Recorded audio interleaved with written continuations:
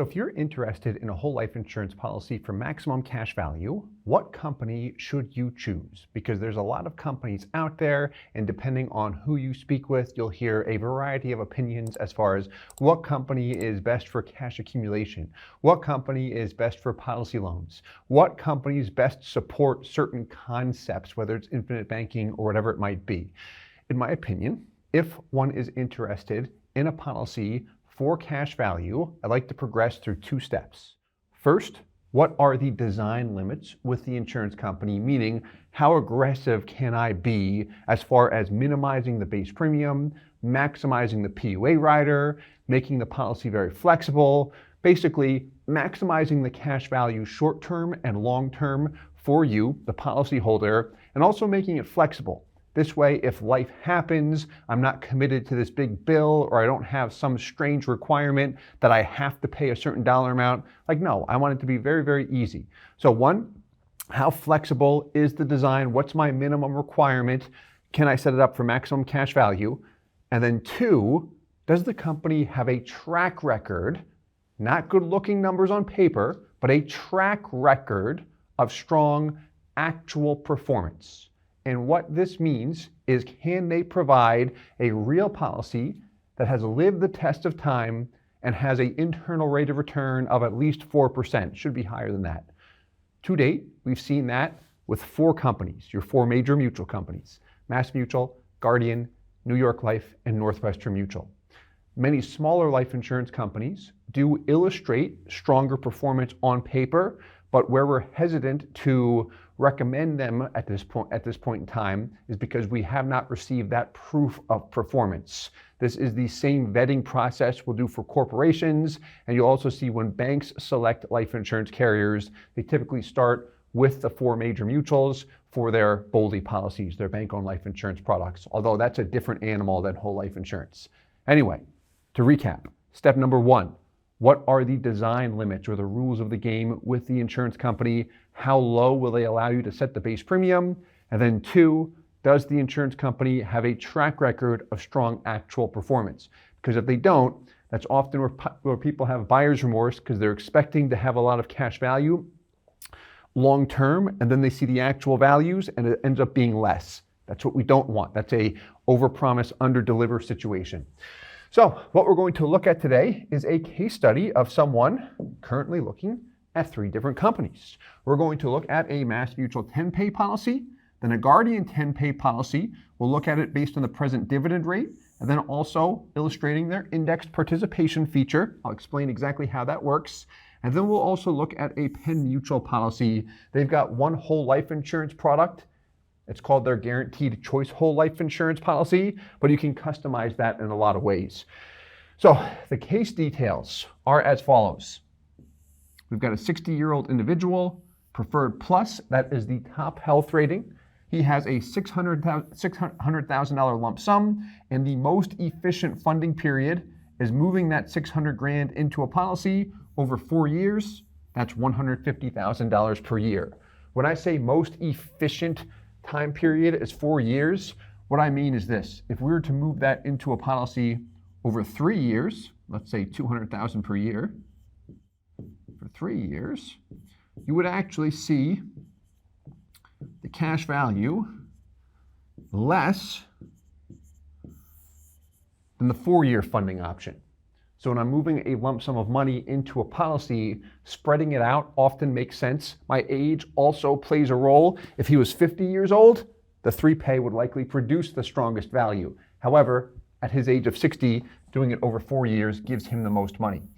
So that is what we will look at, and we'll look at a side-by-side comparison. But before we do that, we'll look at a breakdown of the illustrations. Let's begin with what we've got up top.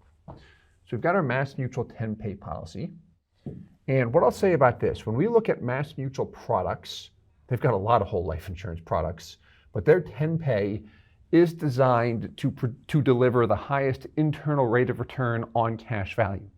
Meaning, if I've got a lump sum of money and I'm funding a policy for a short period of time, 10 years or less, if I look at dollars going into the Mass Mutual 10-pay product compared to any other product, I'll see the highest growth rate or internal rate of return on the 10-pay compared to all of their other products. Their 15-pay policy is a close second when you compare it. However, the 10-pay is the strongest because this individual is funding a policy with a lump sum of money, $600K going in, then nothing thereafter. 10-pay is a perfect choice with Mass Mutual. So when we look at the policy, we've got it designed for maximum cash value, but also maximum flexibility. Here's what I mean when I say that. Annual outlay. This is how much is going into the policy each year. $150K per year for 4 years. That's a total of $600,000. Okay. Where's the money going? Up here is your base premium, $15,000. Here, this column, annual surrender. What this represents, after the 4th year, what's your annual outlay? 0. This annual surrender is what? $18,690. People often ask, what is that? That is the base premium plus this term insurance rider, fixed expenses that you're not paying. Because remember, after you get the $600,000 into the policy, you don't want to pay anything else, pretending you're this individual here. So nothing goes in. The surrender represents the fact that this is still due, but you're not paying it. The policy is surrendering a portion of the dividends and interest to cover the premium. Through year 7, it's $18,690. Then we drop the term rider, and it's only the base premium through year 10. But what's happening is the dividends are covering that premium. And remember, the dividends here do not include the guaranteed interest. That's additional earnings that's being applied to the policy. I know that can be confusing, but this tells us everything we want to know. Our net cash value growth. Okay, so I see it continuing to appreciate even when that premium on the left is still due. So the policy can easily cover it, and I see positive growth rate. That's good. That's exactly what I want. Okay, fantastic. Main takeaway, minimum premium is 10%. Say this is you, but pretend that you don't have $600,000 sitting in cash right now. You feel you will be able to fund the policy in this manner, but it's not in the bank, so it's not guaranteed in that respect. If you sign up for this policy, does that mean that you have to pay $150,000 per year for 4 years, and if you don't, everything falls apart, the policy lapses, you have to get it in? No, not the case at all. Let's say after 2 years, life happens and you don't have the cash on hand. The premium is $15,000. What you can do, if you still wanted to fund something, because you could fund 0 here, you could scale it down to $15K. It would have to be the term rider cost as well. So $18,690, maybe it's $20K. And then in year 4, you could scale it back up to $150. You could even make up for lost time. So what that means, that could be $280,000 without triggering a MEC, which is a taxable event. My point is, with the Mass Mutual option, because we're comparing the different products here, he's got a low base premium, break-even point between years 4 and 5, and strong long-term cash value growth. We're going to look at it compared to the other options soon. But that's the Mass Mutual policy. Term rider, note, does drop after year 7 there. We do drop the death benefit, or we reduce it in order to cut the drag so the cash value can grow at a faster pace when we're not paying anything in. Okay, so that's the Mass Mutual example. Let's look at Guardian next. So we've got the guarantees there. However, I'm just going to scroll down. So the Guardian 10-pay product, we use this sometimes. Most people we work with that select Guardian gravitate toward the L95. And the big reason why, it's very flexible. I like the upfront cash value. You've got strong long-term potential as well. But the L95 allows for a lower minimum premium. So with the 10-pay, wherever we set the base premium, we can illustrate an additional 5x that in PUAs per year. So $25,000 times 5 is 125. Add the premium plus the PUA together, there's your 150K. An L95, on the other hand, will allow you to pay 10x the base in PUAs. All other Guardian products allow that. So what that allows for is a lower minimum premium. So someone who desires more flexibility or wants a minimum commitment and the ability to really scale more dollars into the PUA rider may gravitate toward the L95 because it provides that. And also, you'll see a little bit stronger guaranteed values. However, the 10-pay policy, similar to the Mass Mutual 10-pay policy, looks very good long-term. It's almost neck and neck with the Mass Mutual 10-pay product. So keeping the products and the comparison apples to apples, we ran a 10-pay here. And if the individual has the funds in cash and he's not concerned about a break even between years 3 and 4, that's where the 10-pay can make sense with Guardian. We always like to look at options, but let's look at the same thing here. There's your funding, $150K per year for 4 years, total out of pocket, $600,000. By year 4, you're at $579 and change in cash value. Year 5, you pay in 0, your cash value is $603. Okay. Here's a question that comes up sometimes. Let's do this in a different color. You paid in 0 in year 5. The cash value grew from $579 to $603. The dividend, $20,000 and change, but the base premium was $25,000 and change. You paid 0. The dividend has to support that premium if you're not paying it. How did it do that and your cash value continued to increase? This question comes up sometimes. Like, what's going on with this illustration? This stuff can be confusing, can't it? Yes, it can. So here's how it works. The dividend piece does not include the guaranteed interest that's associated with the policy. So Guardian's dividend rate is 5.9%. The guaranteed rate with this product is 2%. The dividend column reflects the difference between the two. So that'd be what, 3.9%. And if you take a calculator and punch in 3.9%, it won't add up because these are all gross figures. This is why we usually just put it on Excel and show the net returns.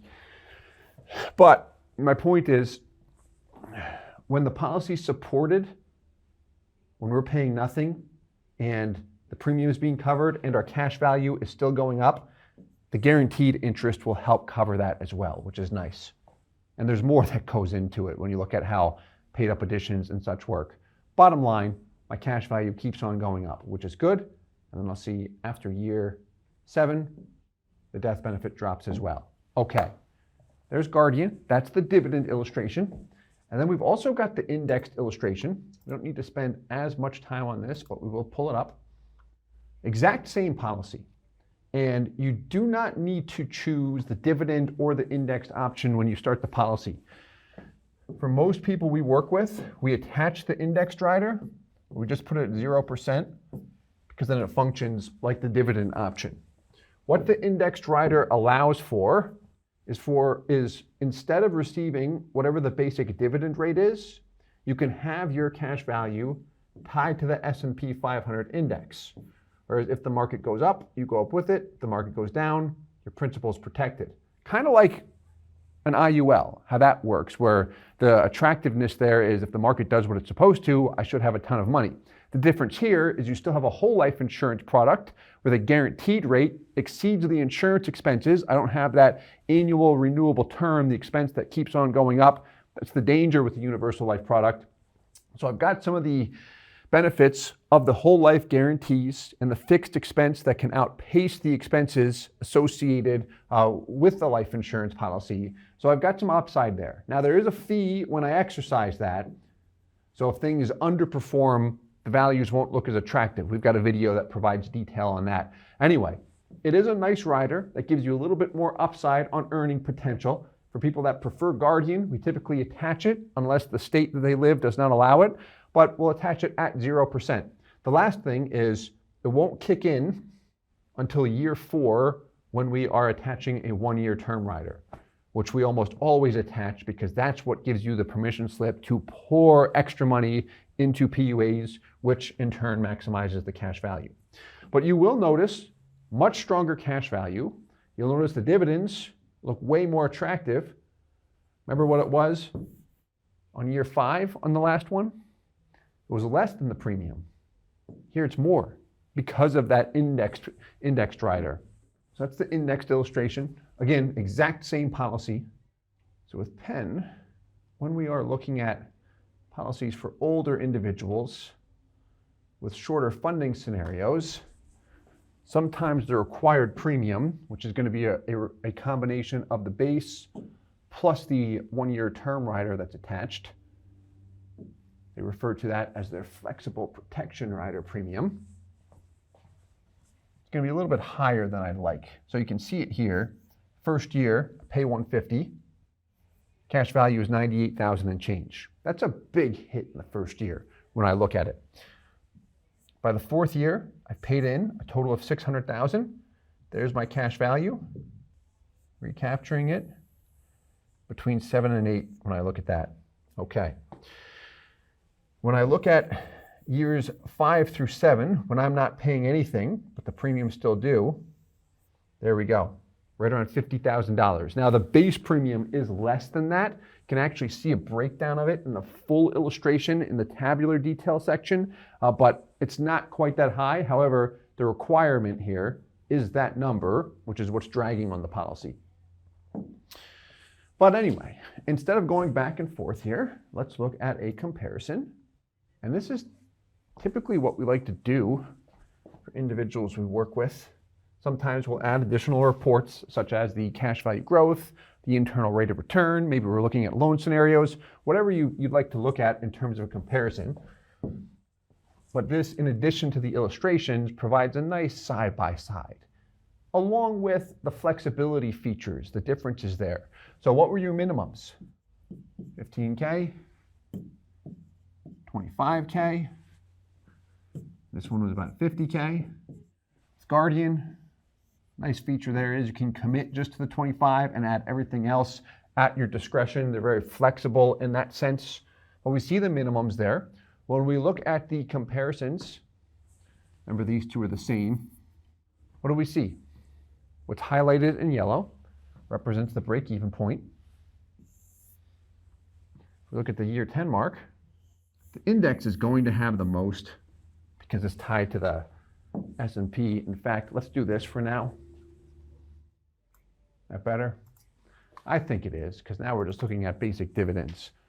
If I go with the index and it performs, that's great. But let's look at it more conservative. So year 10, who's ahead? It's almost neck and neck when you look at Mass and Guardian. Penn's a bit behind.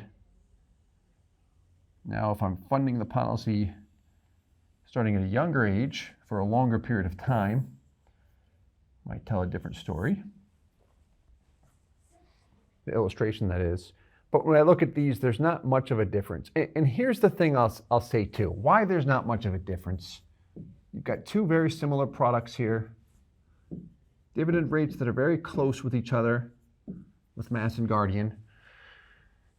And in reality, while one company might illustrate better looking numbers than the other right now, I haven't seen a case where one company has just dominated the other.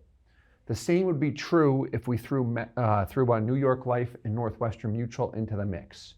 Like, we've always seen them deliver strong actual results. They'll go back and forth with each other. They all illustrate the best values depending usually on who has the highest dividend rate at that time. But in reality, we see them go back and forth with each other. So usually we like to go through the flexibility, see what the individual is looking for in terms of how they'd like to fund it, what the minimum is. If they're very focused on the guaranteed values, then we would throw in a different option here as well, that L95 with a low PUA fee, as that'll give a stronger cash value, especially up front, and long-term based on the guarantees. But that's where we want to find out exactly what is most important to us as the policyholder, and then build the policy to accommodate that. If it's just, hey, I've got 600 grand in cash, I want to move it in, I would look at the options here. So here's, you're going to the watch store, we open the case, which one do you like the most based on the numbers? Maybe it's the company colors, maybe it's the present dividend rate. I'm kidding about the colors. Some people do like the colors a lot, so they'll gravitate to the company because of that. Anyway, I think you see what I'm saying here. I do hope that this video was helpful. Let us know your thoughts, and if you have any questions, if you would like to see any policies, feel free to reach out to us directly. You can email us, call us, or check out our website, ibcglobalinc.com. And as always, I hope this helps. Thanks so much for watching all the way through.